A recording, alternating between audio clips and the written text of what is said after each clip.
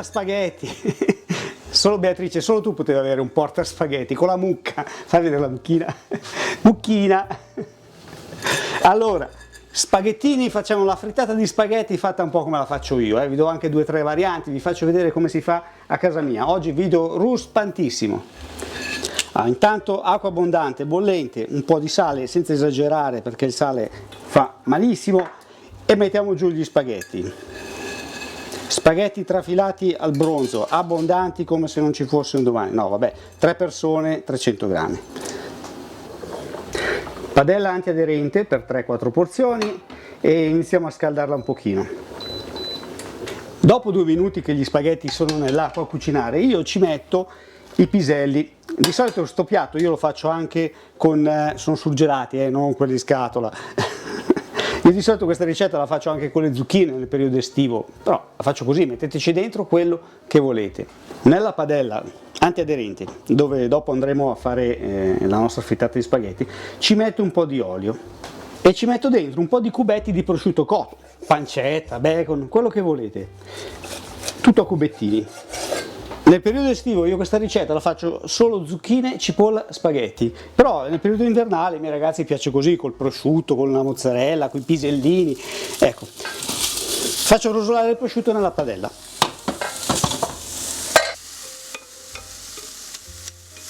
Perché ho messo i pisellini nella pasta? Perché sono quelli surgelati, sono crudi, così cucinano insieme alla pasta. Tiro sugli spaghetti al dente, cottura normale, al dente, all'italiana, ecco. E raccogliamo anche i pisellini. E tu dirai, ma perché gli altri come li cuociono gli spaghetti? Ma siete mai andati in America? Sapete che vendono i maccheroni ai 4 formaggi già cotti in scatola? Una roba che neanche Zampa li ha mangiati. Una volta li ho comprati. Via questa che non serve più. Lascio gli spaghetti qui un attimo che si devono intiepidire, non raffreddare, solo intiepidire un attimo perché sono troppo caldi.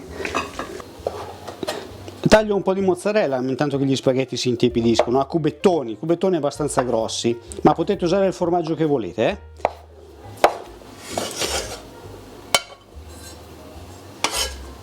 Gratta un po' di formaggio, grana, parmigiano, pecorino, quello che volete. 4 ovetti piccolini sono, altrimenti ne bastavano 3.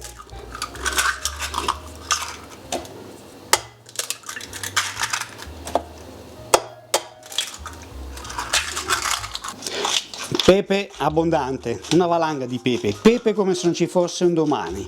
Metteteci il pepe, l'ho detto di mettere il pepe, giù pepe. E gli diamo una bella girata. Adesso coniamo gli spaghetti che intanto si sono un pochino tranquillizzati. Beatrice, prosciutto cotto bello rosolato, è perfetto, così almeno è saporito, perché se buttiamo dentro il prosciutto cotto così non prende il sapore bene. Quindi dentro il prosciutto cotto.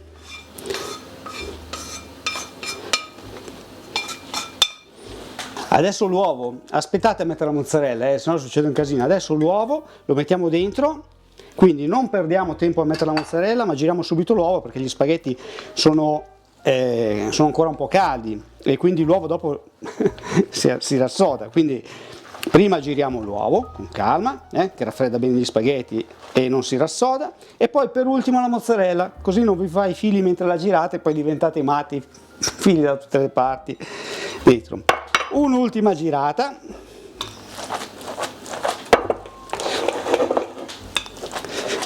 e andiamo in padella, stessa padella di prima senza lavarla, un pochino di olio, poco, se volete usare il burro usatelo, ma che non vi veda io perché gli spaghetti, scegliete bene la padella che sia abbastanza piccola da permettere di fare una torta di spaghetti abbastanza alta, perché se usate una padella troppo grande poi dopo invece di venirvi una frittata, una torta di spaghetti vi viene una sottiletta, ecco.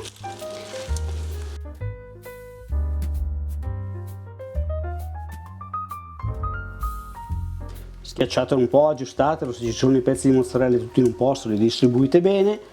Quindi fuoco medio, gli mettiamo un coperchio e abbassiamo la fiamma al minimo, la lasciamo andare per 10-12 minuti.